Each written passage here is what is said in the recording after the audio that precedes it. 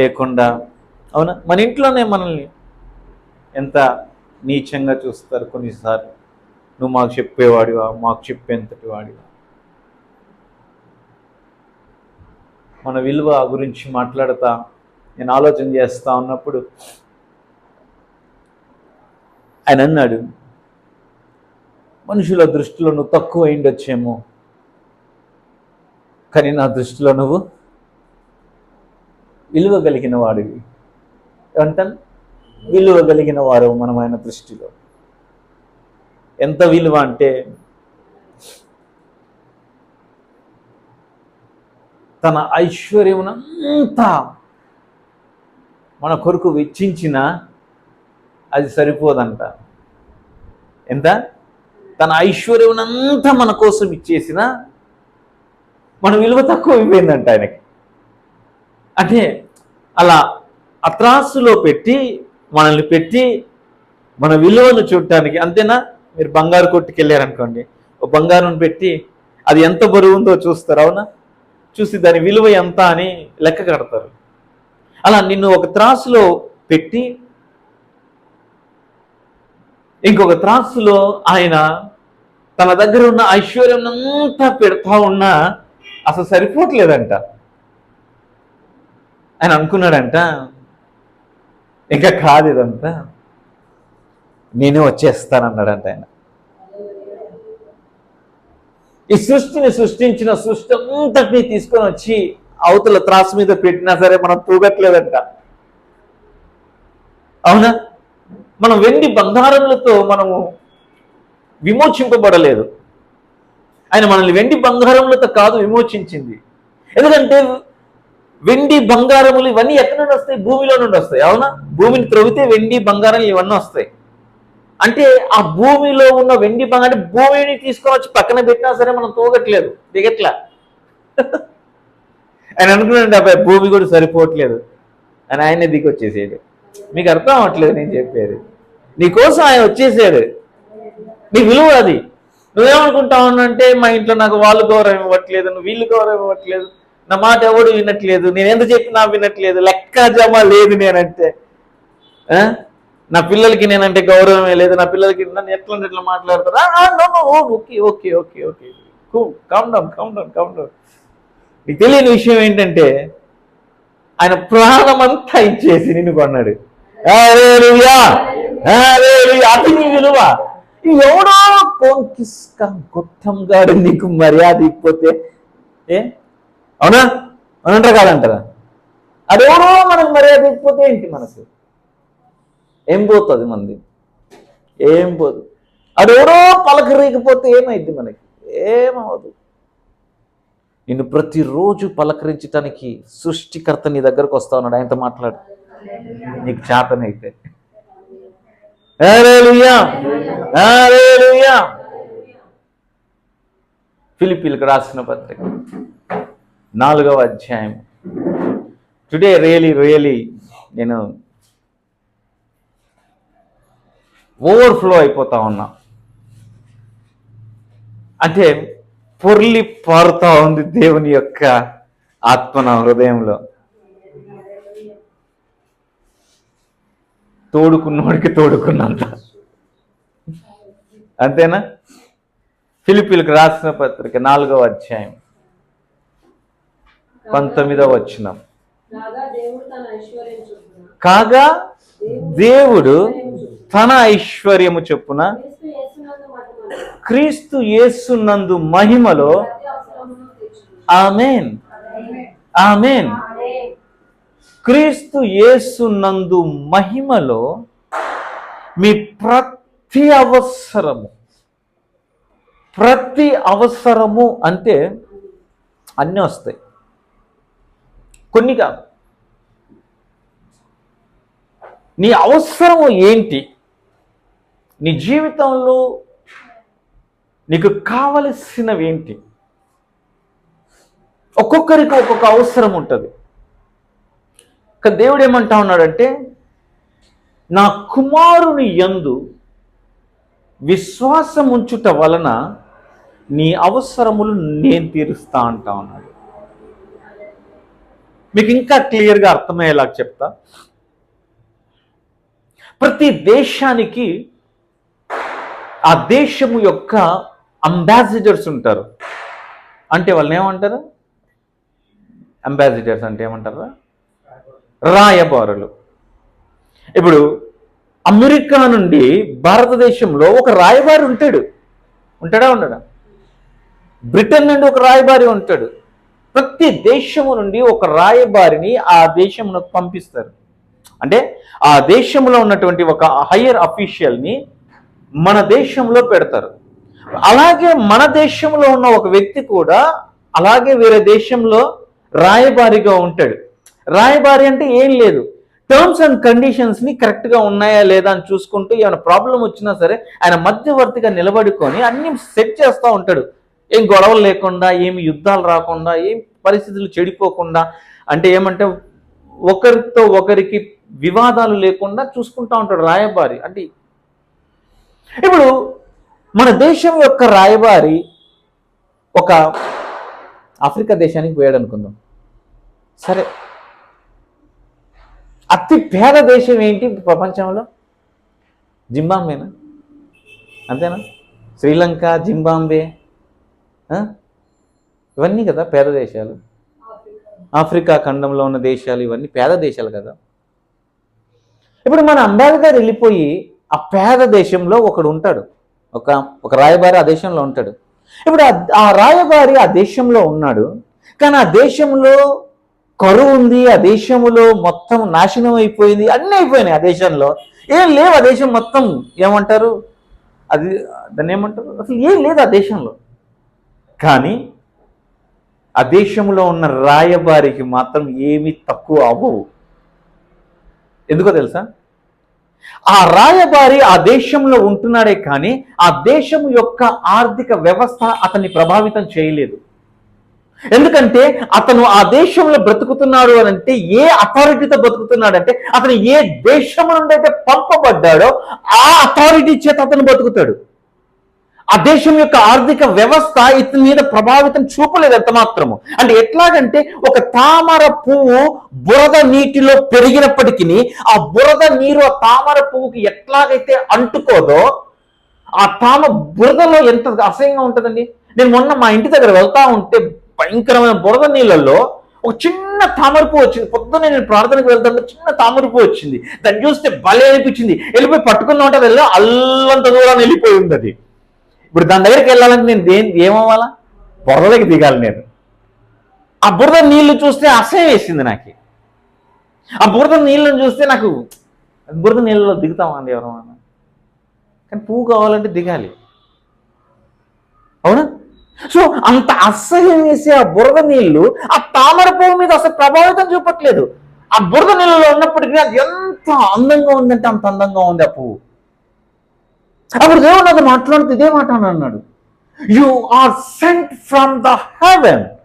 నీ పౌరసత్వము పరలోకముందు ఉంది. నువ్వు ఎక్కడి నుండి పంపబడ్డావు అంటే నా దగ్గర నుండి పంపబడ్డావు. నువ్వు ఈ లోకంలో కేవలం కొన్ని రోజులు ఉండి, ఒక 100 రోజులు, ఒక 100 సంవత్సరాలు, 120 సంవత్సరాలు ఉండేది మళ్ళీ వచ్చేస్తావు. నీ పౌరసత్వము పరలోకము. నువ్వు భూమి మీద జీవిస్తున్నప్పుడు ఈ భూమి మీద ఉన్నటువంటి ఈ ఆర్థిక వ్యవస్థలు కావచ్చు, ఏదైనా సరే అది నిన్ను ఎంత మాత్రమో అది తాకలేవవి, అవి నిన్ను ముట్టలేవు. అవి ఎందుకో తెలుసా? నీకు కావలసిన సమకూర్పు అంతా ఎక్కడి నుండి పంపిస్తానంటే నా దగ్గర నుండి పంపిస్తాను అంటా ఉన్నాడు ఆయన. దేశంలో ఆర్థిక వ్యవస్థ కుప్పకూలిపోయిండొచ్చు, దేశంలో ట్యాక్సెస్ పెరిగిపోయిండొచ్చు, దేశంలో ప్రజల మీద భయంకరమైన భారము మోపిండొచ్చు, కానీ అవి ఏవి కూడా నీ మీద ఎంత మాత్రము పని చేయవు. ఎందుకంటే నీ పైన ఉన్నది ఆయన హస్తము కాబట్టి. హల్లెలూయా, హల్లెలూయా. ఆయన హస్తములో నుండి సమస్త సమకూర్పు నీకు అందింపబడుతా ఉంది. The supply is from him. నీ సమకూర్పు ఆయన దగ్గర నుండి వస్తుంది. అదే నేను చెప్తా ఉన్నాను. ఆ కొండ పైన అబ్రహాము ఇస్సాకును ఇటువైపు నుండి తీసుకొని ఎక్కుతా ఉన్నారు కొండ పైన, అవునా కదా? ఇస్సాకు చేతికి కర్రలు ఇచ్చి ఇస్సాకు చేతుకు కర్రలనిచ్చి ఆ కొండ పైన బలి ఇవ్వటానికి ఇస్సాకుని ఇటువైపు నుండి అబ్రహాము పట్టుకొని ఇస్సాకును కొండ ఇటువైపున ఎక్కుతా ఉంటే అటువైపు నుండి యేసయ్యను తండ్రి తన కుమారుని ఇట పట్టుకుంటా కొండ పైనకి ఎక్కాడు. నువ్వు అనుకుంటా ఉన్నావు ఈ కొండ పైనకి ఎక్కిన తర్వాత ఈ రోజు నా కుమారుని నేను బలిచ్చేస్తానే, ఈ రోజు నా కుమారునికి ఆఖరి చూపు అయిపోతాయి, నేను ఇంటికి వెళ్ళిన తర్వాత నా భార్యకు నేనేమని జవాబు చెప్పుకోవాలా, కుమారుడు ఏది అంటే నేనేమని చెప్పుకోవాలా అని ఎన్నెన్ని ఆలోచనలు అబ్రహాము మెదడులో మెదులుతున్నాయో నాకైతే తెలియదు. కానీ ఒక తండ్రికి ఎంత బాధ ఉంటది కదండి, కుమారుణ్ణి తాను ఎంతగానో ప్రేమించిన తన కుమారుణ్ణి దేవుడు అదే అన్నాడు, నువ్వు ఎంతగానో మేబీ దేవుడు వచ్చేసేసి అబ్రహాము నీకు కుమారుడిని నాకు బలి ఇవ్వు అబ్రహాము ఆ కొండపైనకి వచ్చి అని అంటే అబ్రహాము తెలివైనవాడైతే ఇష్మాయిల్ని తీసుకెళ్లేవాడేమో. అంతే కదా, దేవుడు అడిగింది ఏంటి, కుమారుడిని ఇవ్వు అని. ఇట్లాంటి పనులు చేస్తాడనుకున్నాడేమో దేవుడు. అంతే కదా, నువ్వు అడిగింది కుమారుడిని కదా ప్రభు, నా కుమారుడు ఇష్మాయిల్ కూడా నా కుమారుడి కదా, బలి ఇచ్చేస్తా. అందుకే దేవుడు ఏమన్నాడు తెలుసా, అబ్రహాము అట్లాంటి తింగరి యాశ లేకుండా నీ ఒక్కగానొక్కడైన కుమారుడు, నీవు ప్రేమించిన నీ కుమారుణ్ణి నాకు బలిగా ఇవ్వు. అబ్రహాం అనుకుంటా ఉన్నాడు, అబ్రహాము తన కుమారుని బలి ఇవ్వటానికి కొండెక్కుతున్నాను అనుకుంటా ఉన్నాడు. కానీ అక్కడ తండ్రి యేసయ్యను పట్టుకుని కొండెక్కుతా ఉన్నాడు. అవునా కాదా? ఆ రోజున ఇష్మాయిలుకు మారుగా ఏం బలైంది, ఇష్మాయిలుకు మారుగా ఏం బలైంది, ఆ గొర్రె పిల్ల కొండ పైన. అవునా, ఇష్మాయిల్ని ఇంకా చంపొద్దు అబ్రహాము, ఆగిపో, ఇష్మాయిల్ పైన చెయ్యి వేయొద్దు. ఆ తర్వాత అటువైపు చూస్తే ముళ్ళ పొదల్లో ఆ ఇస్సాకుని, ఆ ముళ్ళ పొదల్లో ఒక పొట్టేలు. అవునా, ఎక్కడి నుండి వచ్చింది ఆ పొట్టేలు? ఆ పొట్టేలు ఎవరికి సాదృశ్యము? యేసయ్యకు కాదా? అంటే యేసయ్యని ఆ తండ్రి ఇట్లా పట్టుకొని తీసుకొని ఆ గొల్గొతా కొండ పైనకి వచ్చి, అదే కదా నేను చెప్పాను, ఆ కొండే గొల్గొతా కొండ. ఇస్సాకును బలి ఇవ్వటానికి ఏ కొండ పైనకైతే తీసుకొని వెళ్ళాడో అదే కొండ పైన యేసయ్యను కూడా బలి ఇచ్చాడు. ఆ రోజున అబ్రహాం అన్నాడు, యెహోవా చూచుకును, నాన్న బలి పశువు ఏది నాన్న? బలి ఇవ్వటానికి అన్నీ ఉన్నాయి, కత్తి ఉంది, తర్వాత కర్రలు ఉన్నాయి, అన్నీ ఉన్నాయి, కానీ బలి పశువు ఏది నాన్న అంటే బలి ఇవ్వటానికి బలి పశువును యెహోవా చూచుకుంటాడు. నీ బాధ్యతలు, నీ బరువులు, నీకు కావలసిన అవసరతలను అన్ని తీర్చే బాధ్యత ఎవరిదో తెలుసా? ఎవరిది? మీ ఉద్యోగమా? మీరు చేసే వ్యాపారమా? మీరు పండించే పొలమా? లేకుంటే గవర్నమెంట్లా, ప్రభుత్వాలా? ఎవరివి? ఆయన. ఈ లోకంలో ఉన్న వాళ్ళందరికీ బహుశా ఇవన్నిటి నుండి సప్లై వస్తుందేమో, కానీ నీకు మాత్రము ఆయన దగ్గర నుండి వస్తాడు. హల్లెలూయా, హల్లెలూయా, హల్లెలూయా. అపోస్తుల కార్యములు 3వ అధ్యాయం. ఆమేన్. రమారమి 3 గంటల సమయంలో ప్రార్థన చేయడానికి అపోస్తులుడైనటువంటి పేతురు మరియు యోహానులు వెళ్తా ఉంటే దేవాలయానికి, ఆ శృంగారం అనే దేవాలయం దగ్గర, ఆ గవిని దగ్గర, ఆ గేట్ దగ్గర ఒక కుంటివాడు. ఎప్పటి నుండి అంట కుంటివాడు? మీరు అనుకుంటారేమో బహుశా మధ్యలో ఏమైనా యాక్సిడెంట్ అయ్యి కాలు పోయిందేమో అనుకుంటారేమో. కాదు, పుట్టినది మొదలుకొని కుంటివాడు. ఎట్లంటమ్మా? పుట్టినది మొదలుకొని అంటే తను పుట్టడమే ఒక లోపముతో పుట్టాడు. తను పుట్టడమే ఒక లోపంతో పుట్టాడు. మనం చాలాసార్లు ఏమనుకుంటామో తెలుసా, మనకి ఏదైనా కష్టం వచ్చినా, మనకి ఏదైనా నష్టం వచ్చినా, మనకి ఏదైనా సమస్య వచ్చినప్పుడు మనకు కలిగేది ఏంటంటే, నేను ఎప్పుడూ ఏదో చేసి నింటాను, అందుకే నాకు ఇది వచ్చింది అంటే మనం ఏమనుకుంటాం అంటే మన కర్మ ఫలం అనుకుంటాం. మనం ఏదో చేసి నింటే అంతే కదా, బైక్ మనం సరిగ్గా నడపకపోతే మనకి యాక్సిడెంట్ అయ్యింది అనుకుంటాం. ఇప్పుడు బండి మీద పోతా ఉంటాం, సడన్గా ఏదైనా జరిగింది, ఏమనుకుంటాం, అరే నేను అట్ట కాకుండా ఇట్ట నడిపినంటే బాగుండేది కదా, అలా నడపకుండా ఇలా నడపడం వల్ల నాకు ఇలా యాక్సిడెంట్ అయింది అంటే మనం చేసిన తప్పిదం వల్ల ఇది జరిగింది అనుకుంటాం. అనుకోమా, ఇలా కాకుండా నేను అలా చేసినంటే నేను ఇందులోంచి తప్పించుకుని ఉండేవాడిని అనుకుంటాం. మరి ఇతను ఏం చేశాడని పుట్టుకతోనే అవిటివాడిగా పుట్టాడు? నేను చాలా లోపలికి తీసుకెళ్దాం అనుకుంటున్నాను, మీరు సిద్ధంగా ఉండాలి. అర్థం అవ్వదు మీకు.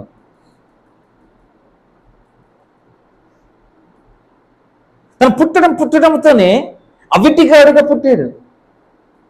ఏం పాపం చేశాడు? పుట్టడంతో అవిటివాడు పుట్టడం అంటే తన కర్మఫలం ఏముంది? తన కర్మఫలం ఏముంది? తను చేసిన తప్పిదం ఏముంది అలా పుట్టడానికి?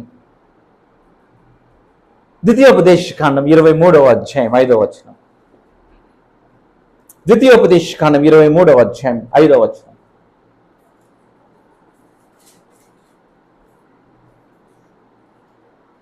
అయితే నీ దేవుడైన యెహోవా బిలాము మాట విననొల్లకుండెను. హల్లెలూయా, హల్లెలూయా.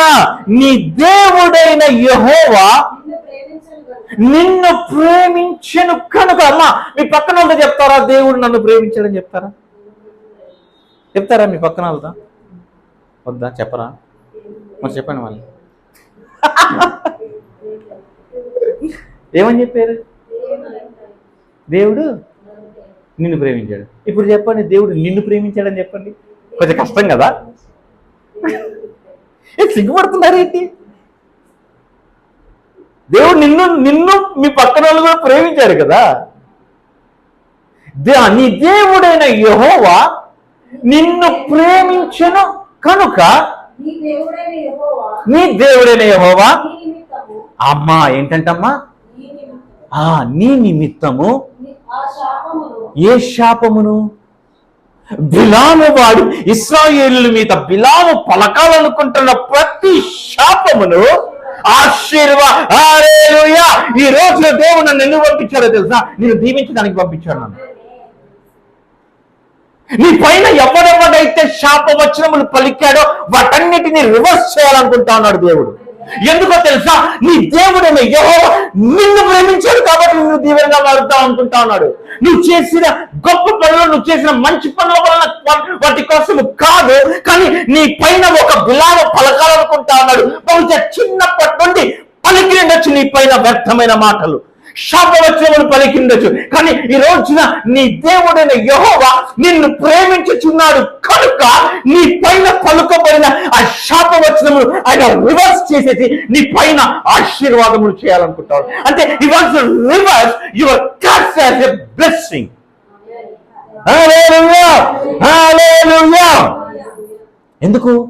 ఆయన నిన్ను ప్రేమించాడు కాబట్టి. తను పుట్టినది మొదలుకొని కుంటివాడైపోయాడు కాబట్టి, ఇప్పుడు వాడు ఏ ఉద్యోగానికి పనికిరాడు కాబట్టి, ఏ పనిలో పెట్టుకున్నా సరే వాడు ఎవ్వడు పనిలోనికి తీసుకోవట్లేదేమో. కనీసం ఎస్టీడీ బూత్ లో అన్నా కూర్చుంటాడయ్యా మా వాడు అన్నా పెట్టుకోవట్లేదేమో పాపం. అవునా? అంతకుముందుకు ఎస్టీడీ బూతులు ఉండేవా? చూసారుగా, రూపాయి కాయనేసి మాట్లాడేవాళ్ళు. ఆ ఎస్టీడీ బూతుల్లో పెట్టుకోవడానికి కూడా పనికి రాలేకపోయాడేమో. తీసుకొని వచ్చి అడుక్కు తినేవానిగా చేశారు. వాడిని మోసుకొని వచ్చి అని రాయబడింది. అవునా కాదా? ఉన్నామా? లేఖన భాగంలో అన్ని పోబడుచు అంటే వాడిని ఎవరో తీసుకొని వచ్చి రోజు ఆ గేట్ దగ్గర నిలబెట్టి లేకపోతే కూర్చోబెట్టి అడుక్కొని తిని బతుకురా అంటా ఉన్నాడేమో. నీ మొహానికి, నీ బతుక్కి ఇంతకంటే ఇంకా పెద్ద ఉద్యోగం లేదు. కనీసము ఏమంటారు, ఒక ఎస్టీడీ బూత్ లో కూర్చోటానికి కూడా నీకు అర్హత లేదురా. అడుక్కు తిరిగిపోయి బతుక్కుపో. అది తీసుకొని వచ్చి ఆ దేవాలయము దగ్గర, ఆ గుమ్మము దగ్గర కూర్చోబెడితే వాడు రోజు అందరినీ అడుక్కుంటా ఉన్నాడంట. ఏం తప్పు చేశాడు? ఏం పాపం చేశాడు? పుట్టినది మొదలుకొని తను ఏమైనా తప్పు చేసి జరిగితే తను ఈ శిక్షకు అర్హుడేమో, కానీ తనేం చేయలేదే. తీసుకొచ్చి కూర్చోబెట్టి అడుక్కోరా అని చెప్పేసి వెళ్ళిపోయి మళ్ళీ సాయంత్రం వచ్చి తీసుకొని వెళ్తాను, సాయంత్రం వస్తానులే, ఇలా కలెక్షన్ ఎంతో చూడంటా ఉన్నారేమో. కానీ దేవుడు అతని భవిష్యత్తును మారుద్దాం అనుకుంటా ఉన్నాడు. హల్లెలూయా. అతని పైన ఉన్న శాపమును కొట్టేద్దాం అనుకుంటా ఉన్నాడు. ఆ రోజు మధ్యాహ్నమున 3 గంటలప్పుడు పేతురు, యోహానులు వెళ్తా ఉన్నారు.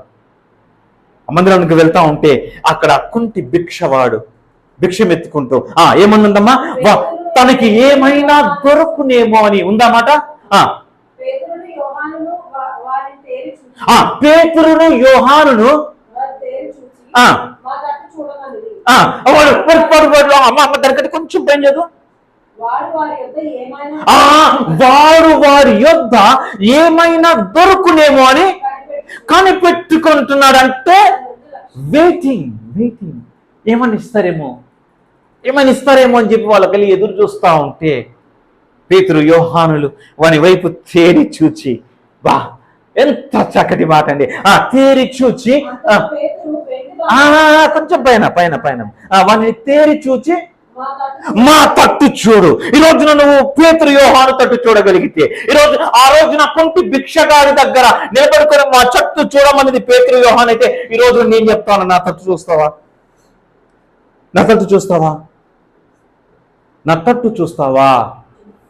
ఎందుకో తెలుసా? ఆ రోజు ఏలి ఏమన్నాడు తెలుసా? నా మాట ప్రకారము కాకుండా ఈ సంవత్సరములలో మంచైనను వర్షమైనను కురవదు. నా మాట ప్రకారము. ఈరోజు దేవుడు నన్ను పంపించి అంటా ఉన్నాడు, నిన్ను దీవించటం నాకు ఇష్టమైంది నా కుమారుడా. నీ పైన కొన్ని శాపములు పనిచేస్తా ఉన్నాయి, నీ పైన కొన్ని కాడలు పనిచేస్తా ఉన్నాయి, ఆ భారము మోయలేకపోతా ఉన్నావు నీవు. వాడి ఇష్టం వచ్చిన దగ్గర నీ మెడ మీద పెడతా ఉన్నాడు వాడు తన కాడిని. మెడ మీద కాదు కాడి ఉండాల్సింది. మెడ మీద కాడి ఉంటే నీ మెడ ఇరిగిద్ది. ఈరోజు దేవుడు నీ మెడను కాదు, ఆ కాడిని రగ్గొడదాం అనుకుంటా ఉన్నాడు. నీ మెడ పైన పెట్టి నీ మెడను విరగ్గొడదాం అనుకుంటున్న సాతానుడి యొక్క కాడిని దేవుడు ఈరోజు విరగ్గొడదాం అనుకుంటాం. అకంటి భిక్షగాడు వాళ్ళని చూస్తా వాడికి ఏమైనా దొరుకునేమో అని చూస్తా ఉంటే పేతురు యోహానులు వాడిని తేరి చూచి మా తట్టు చూడమనిది. వాడు వారి యొక్క ఏమైనా దొరుకునేమో అని కనిపెట్టుచుండగా అంతట పేతురు వెండి బంగారములు నా యొద్ద లేవు. నీకు ఇవ్వటానికి నా దగ్గర వెండి బంగారములు లేవు. నువ్వు నా దగ్గర ఏదో ఆశిస్తా ఉన్నావు. నేను ఏదైనా నీకు ₹1 నాణ్యం వేస్తాను, లేకుంటే ఒక ఉంగరం తీసిస్తానేమో నువ్వు అనుకుంటా ఉన్నావేమో. నా దగ్గర నీకు ఇవ్వటానికి వెండి బంగారములు నా దగ్గర లేదు అంటే వాడు ఏమనుకుంటా ఉన్నాడంటే, వాడి అవసరత ఏంటనుకుంటా ఉన్నాడంటే, ఆ పూట ఎవడో ఒకడు దానం చేసే ₹1 లేకుంటే ఆ బంగారు తొనకు ఏదో అనుకుంటా ఉన్నాడు. అంటే వీడి జీవితం అంతా ఆడ కూర్చొని ఏమని అనుకుంటా ఉన్నాడంటే, పొద్దున తినడానికి, మధ్యాహ్నం తినడానికి, రాత్రి తినడానికి ఎంత డబ్బులు కావాలో అంత డబ్బులు సంపాదించే చాలనుకుంటా ఉన్నాడు. కానీ వాడి అవసరత అది కాదు. హలో, నీకు అర్థమవుతుందా? వాడు ఏమనుకుంటున్నాడంటే, నాకు డబ్బులు ఇస్తే చాలు. ఎవరో రోజుకు ఒక్కొక్క ₹1 దానం చేసినా, సాయంత్రానికి 10 మంది దానం చేస్తే ₹10 అయింది. 100 మంది దానం చేస్తే ₹100 అయింది. చాలు. పొద్దున టిఫిన్కి, మధ్యాహ్నం లంచ్కి, సాయంత్రం డిన్నర్కి సరిపోతుంది. మధ్యలో కావాలంటే స్నాక్స్. కానీ వాడి అవసరత అది కాదు. ఎందుకనంటే వాడి అవసరతలను ఎరిగిన వాడు దేవుడు కాబట్టి అక్కడ నిలబడుకొని పేతురు యోహానులు చూస్తా ఉండి ఏమంటావు అంటే, నువ్వు అనుకుంటా ఉన్నావు నీ అవసరత ఈ రోజు నేను ఇచ్చే ₹1 నాణ్యం అనుకుంటాను. కాదు. ఈ రోజు నుండి నువ్వు ₹1 నాణ్యం కోసం అక్కడ కూర్చొని అడుక్కోవాల్సింది కాదు, నీ బతుకులు మారుద్దాం అనుకుంటున్నాను అని చెప్పేసి యేసు నామమున లేచి నిలవబడమని వారి కుడి చేయిని పట్టుకొని వారిని లేవనెత్తేశారు. దేవుడు తన ఐశ్వర్యము చొప్పున క్రీస్తు యేసు నందు మహిమలో మన ప్రతి అవసరము తీర్చడం అంటే అదే. మనం ఏమనుకుంటా ఉన్నామంటే, ప్రభా నాకు మంచి ఉద్యోగం నేనైనా, లేకపోతే నాకు మంచి జీతం ఈ ప్రభా, నాకు మంచి ప్రమోషన్ ఈ ప్రభా అనుకుంటాను. నో, అది కాదు. నువ్వేమనుకుంటున్నావు అంటే అదే దీవెన అనుకుంటున్నావు. నీకు మంచి కంపెనీలో మంచి ఉద్యోగం వస్తే అది దీవెన అనుకుంటా ఉన్నావు. నువ్వు నీ జీతం పెరిగితే అది దీవెన అనుకుంటా ఉన్నావు. నువ్వు కాదు. దేవుడు ఏమంటా ఉన్నాడంటే, అది కాదు దీవెన. నీ పైన ఒక శాపము. అమ్మా, ఎంత మంది దగ్గర డబ్బులు ఉన్నా సరే, ఎంత మంది జీవితాల్లో సమాధానము, నెమ్మది లేదు చెప్పండి. డబ్బున్నవాడు ప్రశాంతంగా పడుకున్న రోజులు ఏమైనా ఉన్నాయా? కోట్లు సంపాదిస్తా ఉన్నారే రాజకీయ నాయకులు, ప్రశాంతంగా ఒక్క పూట నిద్రపోగలరా? అంటే మనం ఏమనుకుంటా ఉన్నామంటే, మన కంటికి కనపడేవే దీవెన అనుకుంటా ఉన్నాం. కాదు. మన కంటికి కనపడేది కాదు దీవెన అంటే అని ఏమంటా ఉన్నాడు తెలుసా? ఆ కుంటి వాడిని చూసి కింద చదవండి, మీకు అది అప్పుడు అర్థమవుతుంది. కింద చదవం, అలా చదువుకుంటారా? అంతటి పేతురు, ఉమ్. వెండి బంగారములు నా యొద్ద లేవు కానీ ఆ. నాకు కలిగినదే నీకు ఇచ్చుచున్నాను. ఆ. నజరేయుడైన యేసుక్రీస్తు నామమున నడువమని చెప్పి ఆ. వాని కుడి చెయ్యి పట్టుకొని లేవనెత్తెను. ఆ. వెంటనే వాని పాదములను చీలమండలను బలము పొందెను. ఆ. వాడు దిక్కున లేచి నిలిచి నడిచెను. వీడి అవసరత ఏంటి? వీడి అవసరత ఏంటి? వాస్తవానికి కుంటోడు బాగైపోవడం వాడి అవసరత, కుంటివాడు బాగుపడడం అవసరత. కానీ వాడేమనుకుంటా ఉన్నాడంటే అడుక్కు తినడమే నా అవసరత అనుకుంటా ఉన్నాడు. వాళ్ళు వీళ్ళు రూపాయి 2 రూపాయలు దానం చేస్తే చాలు అనుకుంటా ఉన్నాడు. అది కాదు. వాడి అమ్మ ఏమంటే చీలమండలను బలమును పొందెను. వాడు దిక్కున లేచి నిలిచి నడుచుచు గంతులు వేయుచు వారితో కూడా దేవాలయంలోకి వెళ్ళెను. వాడు నడుచుచు దేవుని స్తుతించుట ప్రజలందరూ చూచి శృంగారముని దేవాలయపు ద్వారము వద్ద భిక్షములో కూర్చుని వాడు వీడే అని గుర్తెరిగి వానికి జరిగిన దానిని చూసి విస్మయంతో నిండి పరవశులైరి. ఓకే, తర్వాత వారి పేతురును యోహానును పట్టుకొని ఉండగా ప్రజలందరూ విస్మయం ఉంది. హల్లెలూయా, హల్లెలూయా చెప్పమంటారా? నిన్ను చూస్తే ప్రజలు విస్మయం పొందాలా? నువ్వు బతికితే ఎట్ట బతకాల? నిన్ను చూస్తే ప్రజలు అరే వీడే కదా ఆ గుడి దగ్గర అడుక్కు తినేటోడు, కాలు లేకుండా వీడేంటి ఇప్పుడు ఎక్కడున్నాడేంటి? ఒకప్పుడు సినిమా థియేటర్ల దగ్గర, బార్ షాపుల దగ్గర, వైన్ షాపుల దగ్గర తిరిగేవాడు ఈ రోజున ఏంటి ఇక్కడ ఉన్నాడు?